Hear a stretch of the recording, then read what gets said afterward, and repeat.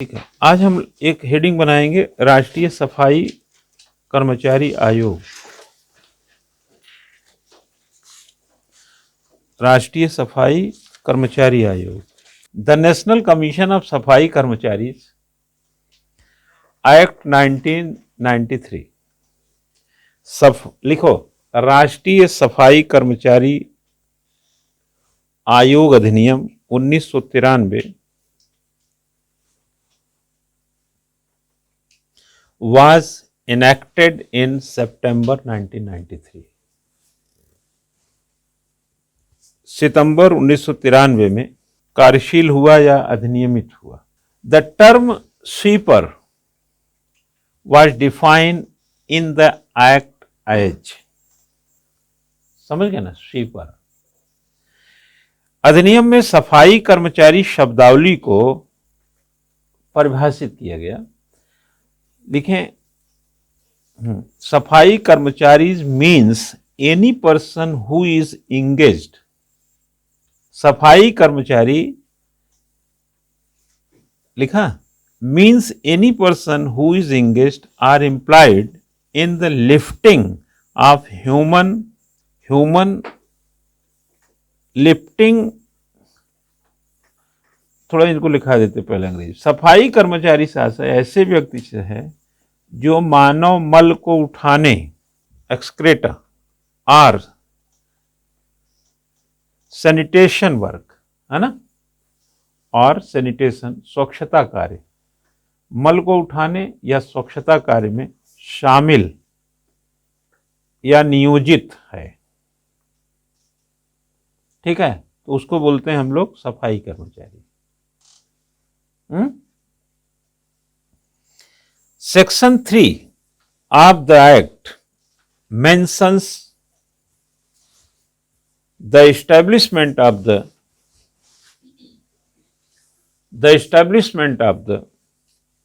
National Commission of Safai Karmacharis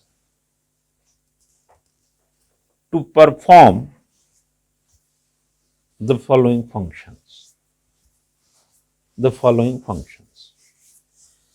अधिनियम की धारा 3 में निम्न कार्यों को करने के लिए राष्ट्रीय सफाई कर्मचारी आयोग की स्थापना का उल्लेख है। ठीक है, जैसे सुनो, जैसे SC ST आयोग आर्टिकल 338 में था, तो वो क्या था, SC ST के लोगों को राहत देना।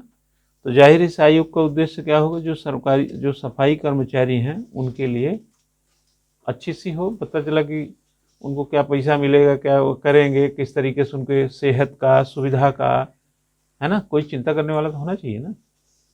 तो 3 में निम्न कार्य के बारे में बताया गया इस कमीशन के। आपने कमीशन सुने ही नहीं होंगे कि सफाई कर्मचारी आयोग भी है ना, कि राष्ट्रीय सफाई कर्मचारी आयोग भी है। एग्जाम में पूछ लेगा कि राष्ट्रीय सफाई कर्मचारी आयोग का उद्देश्य निम्न में से नहीं है।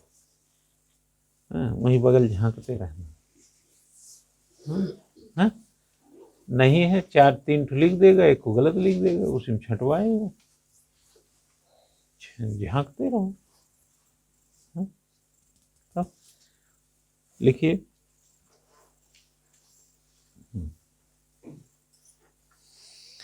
लिखें, to study, evaluate and implement program and scheme related to social economic rehabilitation। सफाई कर्मचारियों के सामाजिक और आर्थिक पुनर्वास से संबंधित कार्यक्रमों और योजनाओं का अध्ययन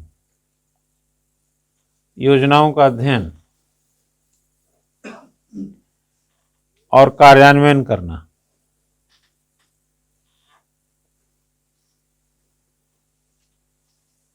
इकोनॉमिक रिहेबिलिटेशन ऑफ सफाई कर्मचारी and make recommendation to the central government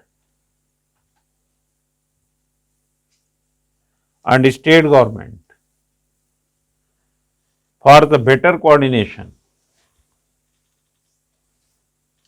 अध्ययन, मूल्यांकन और कार्यान्वयन करना, और ऐसे कार्यक्रमों और योजनाओं के बेहतर समन्वय और कार्यान्वयन के लिए केंद्र सरकार और राज्य सरकारों को सिफारिश करना। Better coordination and implementation of such program and schemes. तो इसमें शॉर्ट में थोड़ा सा ऐसा लिख लीजिएगा,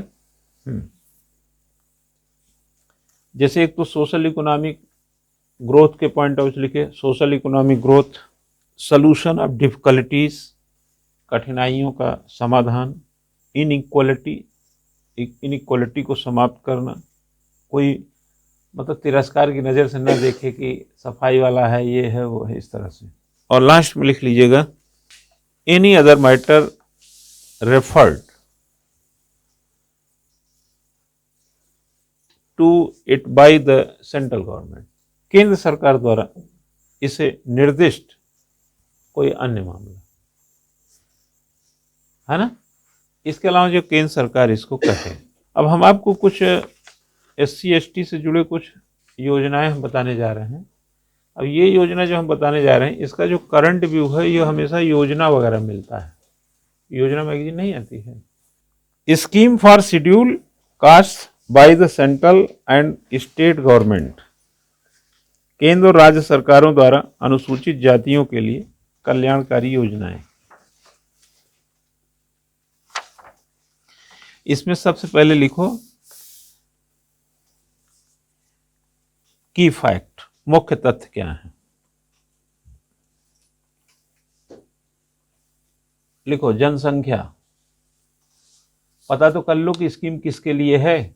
तो सबसे पहले एग्जाम में क्या बताओगे, जनसंख्या कितनी है, 16.6%, किसकी, SC की। और लिंगानुपात लिख लो 946, 1000 पुरुष पे 946 महिलाएं SC में हैं। सबसे ज्यादा कहाँ है, लिख लो, सर्वाधिक कहाँ पे मिलेंगे SC, बोलिए, उत्तर प्रदेश में 20.5%। अब आगे लिखिएगा, the ministry of social justice and employment, the ministry of social, ये सब को तुम प्रीलिम्स के हिसाब से भी कनेक्ट करके चलो।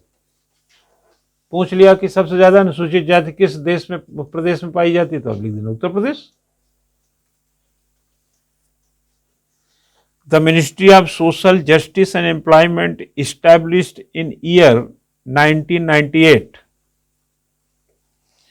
वर्ष 1998 में स्थापित सामाजिक न्याय एवं अधिकारिता मंत्रालय।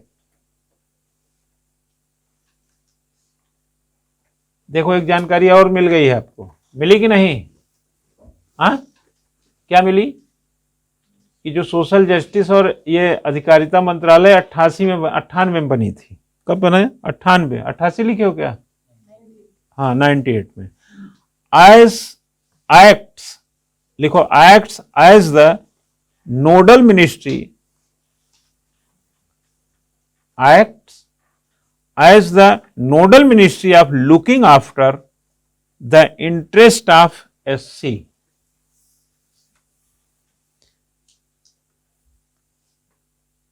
अधिकारिता लिखें, 1998 स्थापित सामाजिक न्याय में अधिकारिता मंत्रालय अनुसूचित जातियों के हितों की देखरेख हेतु नोडल मंत्रालय के रूप में कार्य करता है।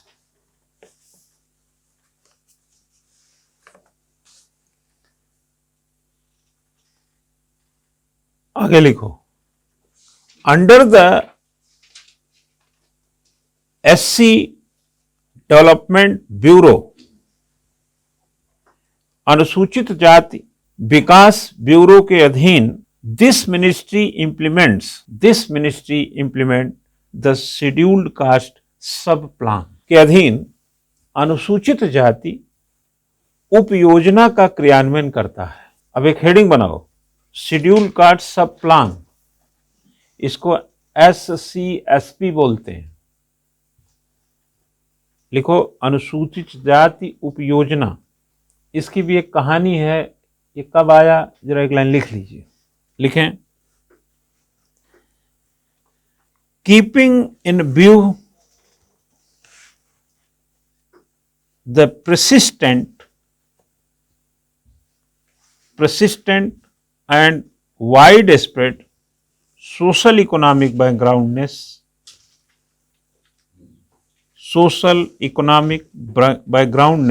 of SC/ST,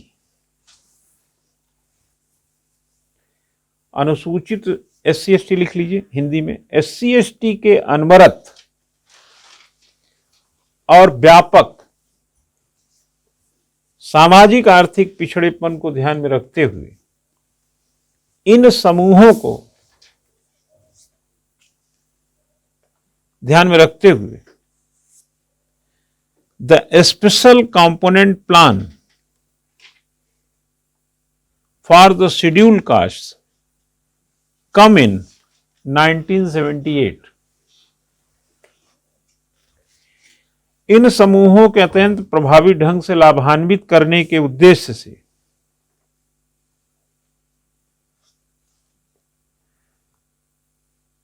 शेड्यूल कास्ट केम लिखिएगा, केम इन 1978 विद द ऑब्जेक्टिव ऑफ बेनिफिस्टिंग, क्या लिखेंगे, फेस्टिंग वर्ड सही है, बेनिफिशरीज कर सकते हैं, बेनिफिस्टिंग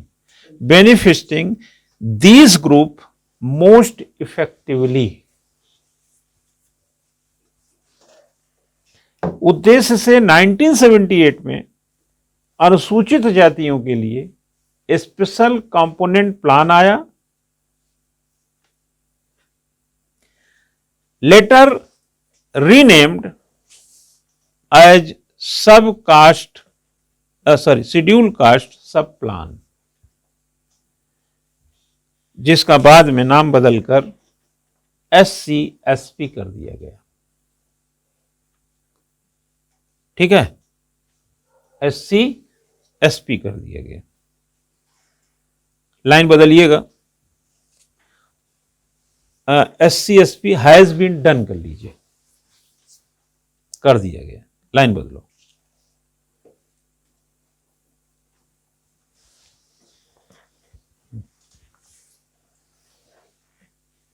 Lack of financial assistance was identified. Lack of financial assistance was identified as the main reason for the extremely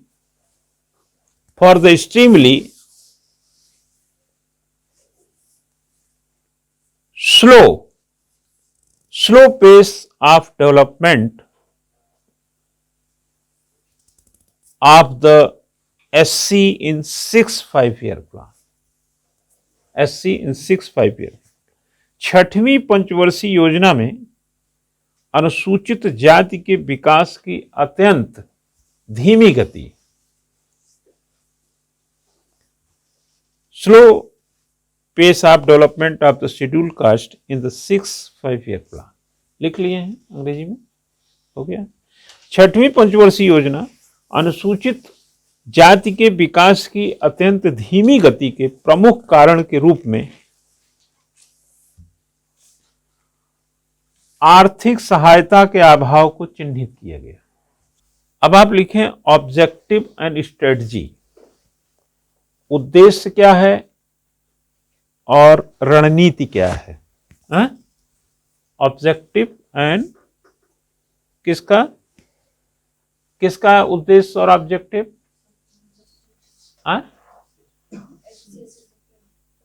हाँ उसका, ठीक है ना। इसमें लिखो since 1979 the strategy of the schedule caste, short में लिख लो SC/SP has been focused on following points. तो इसमें हमने बताया, तो इसमें लिख लो, पहला लिखो economic development through beneficiary oriented program, economic development through beneficiary oriented programs to increase income and assets, आय बढ़ाने और परिसंपत्तियां सृजित करने हेतु लाभार्थी उन्मुख कार्यक्रम के माध्यम से आर्थिक विकास, के माध्यम से आर्थिक विकास।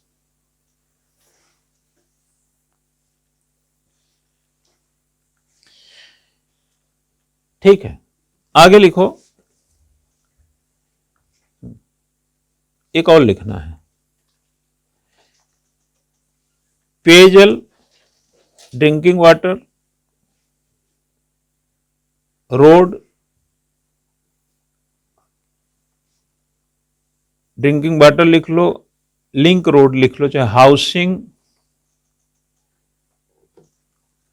है ना, एक्सेट्रा का स्ट्रक्चरल एक एस्पेक्ट हो इसमें, इसका भाव ये था। इसमें जाएंगे तो जैसे विद्यालय बने, शिक्षालय बने, है ना। यूप योजना का मतलब है कि जैसे भारत की योजना बन रही वैसी ही योजना है, बस वर्ग विशेष के लिए सब कुछ चाहिए। जैसे एक छोटा, मान लो 2 लोगों का परिवार है और एक 50 लोगों का परिवार है, तो 2 लोगों को परिवार को भी टॉयलेट तो चाहिए ना, किचन तो चाहिए ना, सोने के रहने के लिए तो चाहिए ना, आटा दाल चावल तेल तो सब चाहिए ना, उनकी मात्रा कम चाहिए।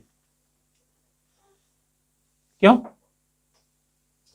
उसकी मात्रा कम हो, बाकी चीज तो सब चाहिए ना उसे। तो उपयोजना का मतलब योजना ही है, बस वर्ग विशेष के लिए है। तो उसको भी पेयजल चाहिए, उसको भी सड़क चाहिए, उसको भी सुरक्षा चाहिए, उसको भी स्कूल चाहिए, उसको भी चिकित्सा चाहिए, उसको भी विकास चाहिए, सामाजिक आर्थिक विकास चाहिए, सब चीज चाहिए उसको। यही थी उपयोजना। ठीक है, उपयोजना से जुड़ा यही काम करना था। इसमें हम कुछ चीजें आपको ऐसे टाइटल में लिखवा दे रहे हैं, लिख लीजिए फटाफट। लिखें स्कॉलरशिप, लिखते जाइए, scholarship, hostel facility, school college, medical college, engineering college, irrigation facility, market, business, fellowship, लिखें ग्राम योजना, ग्राम योजना ही लिखिएगा, स्वरोजगार योजना आदि सभी जो है ना, इससे जुड़े मामले होते हैं। Other backward castes and minorities issues related to, इतना लिख ले, अन्य पिछड़ा वर्ग अल्पसंख्यक, सबसे पहले लिखिएगा हेडिंग में issues related to other backward classes, लिखिएगा अन्य पिछड़ा वर्ग से संबंधित मुद्दे। कौन है बच्चा पिछड़ा वर्ग, कौन सा है देवेंद्र, कौन आएगा पिछड़ा वर्ग में? नहीं, अरे यार उसका लक्षण क्या है, तो वही बोल रहे हैं। पिछड़ा वर्ग अन्य पिछड़ा वर्ग में क्या अंतर है? आर्थिक रूप से पिछड़े को तो अब आरक्षण मिला है 10%, इसके पहले कहीं चर्चा नहीं है। आर्थिक छोड़ दीजिए आप, जो सामाजिक शैक्षणिक रूप से समय के साथ पिछड़ गया वो पिछड़ा वर्ग है। ठीक है, और इसी पिछड़े वर्ग में जो 8 लाख रुपए से कम जिसकी साल भर की इनकम है वो अन्य पिछड़ा वर्ग है। ऊपर वाला हिस्सा क्रीमी लेयर है। आया समझ में? क्या सीमा तय की गई है? 8 लाख ही है ना। अगर आपकी इनकम 8 लाख रुपए पर ईयर है या उससे ऊपर है, 8 लाख से ऊपर है, तो आप क्रीमी लेयर हैं पिछड़े वर्ग में ही। पिछड़े वर्ग का 2 वर्ग हो गया, एक वो वर्ग जो क्रीमी लेयर है यानी 8 लाख से ज्यादा कमाता है, एक वो है जो 8 लाख से कम कमाता है, वो अन्य पिछड़ा वर्ग, ओबीसी बोलते हैं। और ये लेकिन दोनों हैं किसमें? सामाजिक शैक्षणिक रूप से पिछड़ गए। तो सामाजिक शैक्षणिक पिछड़ेपन के कारण और भी गड़बड़ियां आ गई, जैसे आर्थिक पिछड़ापन, ये सब चीजें आया होगा। अब उनको मौका दे दिया गया, 27% हम आपको आरक्षण दे रहे हैं ताकि आप इसको भैया मेंटेन कर लो। ठीक है। बीपी मंडल कमीशन 1978, इसको एग्जीक्यूट किया किसने? बीपी सिंह ने इसको आगे बढ़ाया। बीपी सिंह थे इस देश के 1989 2 दिसंबर को प्राइम मिनिस्टर बने थे। ठीक, विश्वनाथ प्रताप सिंह, उन्होंने मंडल कमीशन को आगे बढ़ाया, यानी 27% आरक्षण देने को आगे बढ़ा दिया।